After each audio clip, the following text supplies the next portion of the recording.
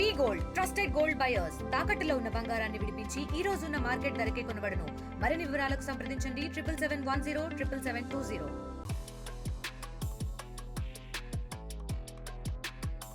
అనకాపల్లిలో హైవే పక్కన ముక్కలుగా దొరికిన శవం కేసును పోలీసులు ఇలా ఛేదించారో లేదో ఇప్పుడు తిరుపతి సమీపంలోని హైవేపై మరో మృతదేహం బయటపడడం పోలీసులను కంటి మీద కునుకు లేకుండా చేస్తోంది. ఎవరు చంపారో ఎందుకు చంపారో తెలీదు కానీ మనిషి ఆనవాళ్లు లేకుండా యాసిడ్ పోసి అతి కిరాతకంగా హత్య చేశారు దుర్మార్గులు.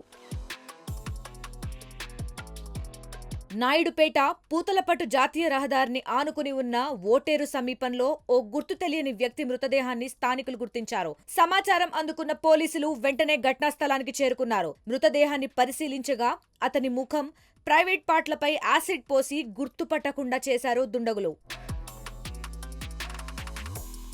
తిరుపతి రూరల్ డీఎస్పీ ప్రసాద్ తన సిబ్బందితో కలిసి స్పాట్కు చేరుకున్నారు.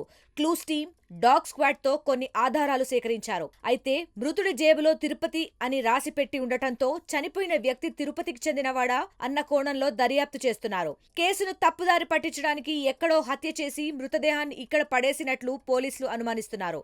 తిరుచానూరు పిఎస్ లిమిట్స్లో చంద్రగిరి సబ్ డివిజన్లో ఈ హైవే పక్కమ్మటే మన నేషనల్ హైవే రేణిగుంట నుంచి చిత్తూరు వైపు వెళ్ళే నేషనల్ హైవే పక్కమ్మటి భీమవరం రుచులు అని చెప్పి మన భీమవరం రుచులు అని చెప్పి ఒక డాబా హైవే పక్కమ్మటి ఉన్న రెస్టారెంట్ ఉంది డాబా.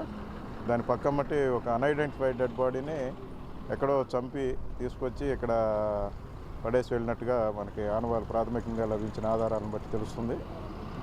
ఐడెంటిటీ ఎస్టాబ్లిష్ కాకుండా ఉండేదానికోసం యాసిడ్ పోసినట్టుగా కూడా ఫిజికల్ ఫీచర్స్ ఏమి కనపడకుండా అవి స్క్రీనింగ్ చేయడానికి ప్రయత్నం చేసినట్టుగా తెలుస్తుంది. దాని గురించి దర్యాప్తు జరుగుతూ ఉంది.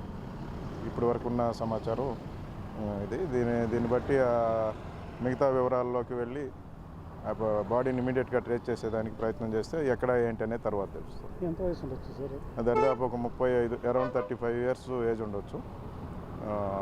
ప్రాథమికంగా అతని జేబులో తిరుపతి అని చెప్పి రాసి చిన్న నట్ట ముక్క పెట్టారు. అది కూడా ఎవరో పెట్టినట్టుగా అనిపిస్తుంది.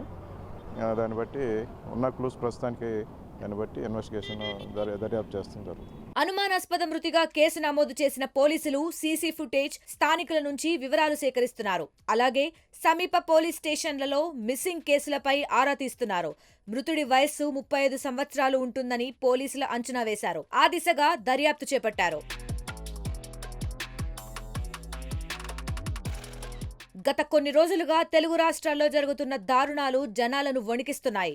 వివాహేతర సంబంధాలు, ఆర్థిక లావాదేవీలే ఈ హత్యలకు కారణాలుగా మారుతున్నాయి. క్షణికావేశంలో అమాయకులను బలి తీసుకుంటూ తమ జీవితాలను నాశనం చేసుకుంటున్నారు. మరిన్ని వీడియోస్ కోసం ఛానల్ ని సబ్స్క్రైబ్ చేయండి. లేటెస్ట్ అప్డేట్స్ కోసం వాట్సాప్ ఛానల్ ని ఫాలో అవ్వండి. ఆ లింక్ డిస్క్రిప్షన్ లో ఉంది.